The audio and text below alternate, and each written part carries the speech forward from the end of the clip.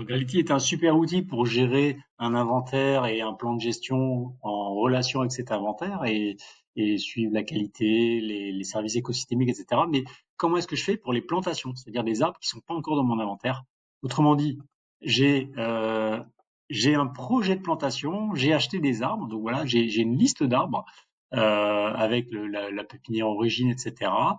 Je suis allé chez le pépiniériste et j'ai les plans et comment est-ce que je fais pour mettre ça dans mon projet et qu'ensuite, après, il fasse partie de l'inventaire et que j'en fasse le suivi. Bah, la réponse, c'est dans Gravity, on va utiliser, on va importer la liste des plantations et la mettre dans le projet. Donc, je fais comme ça, j'importe la liste, Excel, je la mets ici et ensuite, je fais le mapping des champs, vite fait, où j'ai mappé un certain nombre d'essences, le secteur de plantation, les dimensions, le commentaire éventuellement, ainsi que la pépinière origine. Bon, très bien.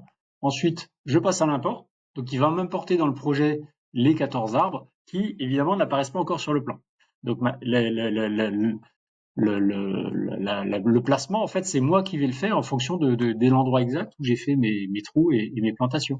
Donc, pour ça, je vais dans le tableau de données et je vais, dans un premier temps, filtrer le tableau pour retrouver les arbres qui n'ont pas de coordonnées, les arbres à planter ou à implanter. Voilà, avec ce bouton-ci, je retrouve mes 14 arbres avec les caractéristiques que j'ai importées. Et ce que je vais faire, ben, je vais les placer sur la carte, tout simplement. Clic droit, placer sur la carte. Et là, j'ai ma mire pour les placer. Donc, si c'est un arbre qui avait vocation à aller à la plaine de jeu, je me mets sur le bon endroit, la bonne station et je le place exactement où le trou et où l'arbre est planté. Alors, si je suis réellement sur le terrain avec une tablette ou un smartphone, j'utilise le GPS de la tablette, ce qui fait que je vois le point bleu comme sur Google Maps et je le place exactement où je suis. Donc voilà. Donc quand je clique, j'ai la fiche arbre pour compléter les informations, à commencer par la date de plantation par exemple. Et je peux voilà parler de la couverture au sol, mettons que j'ai fait un paillage, etc., etc. Je vais ajouter les photos éventuellement. Alors sur le terrain, encore une fois, avec une tablette ou un smartphone, il va directement utiliser la caméra de l'appareil. Je prendrai une ou plusieurs photos. Ici, je peux en mettre 50. Voilà, une photo comme ça, par exemple. Et donc, on a constitué la fiche arbre qui est désormais partie intégrante, enfin, qui est intégrée dans l'inventaire du projet Gravity avec mon petit arbre ici. Et je vais faire ainsi pour tous les arbres de la liste, un à un. Voilà.